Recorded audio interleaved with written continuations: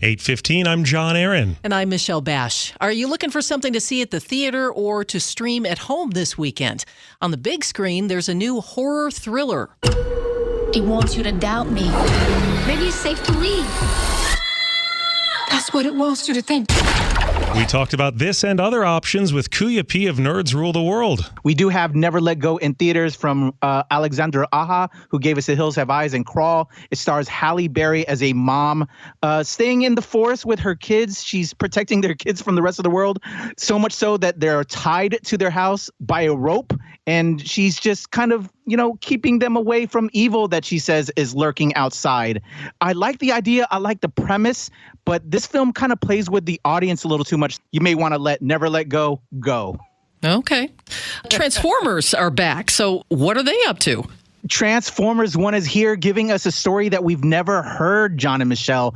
We never got the origin behind Megatron and Optimus Prime that we all know and love. And in this one, we see them before they learned how to transform, which is crazy. We're on Cybertron. We're meeting all the various cast of characters before they became who we know they are to be.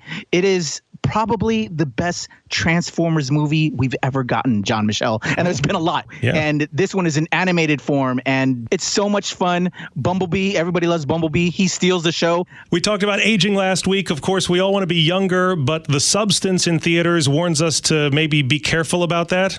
Yes, and I was so blown away by this. I didn't know where this came from. It's from Mubi, a studio that I'm not too familiar with. But I have to tell you, John and Michelle, as much as I'm hyping up Transformers to be the best Transformers movie of all time and one of the best of the year, this one is leading and competing with Sing Sing as my top film for the year, which is crazy. I will say this film is divisive. You're either going to love or hate this film, but this is the kind of film that has no restraints. It's gratuitous, it's bloody, there's a lot of nudity, but it's talking about how we should be thankful and appreciate ourselves a lot more. Demi Moore is an aging star in this.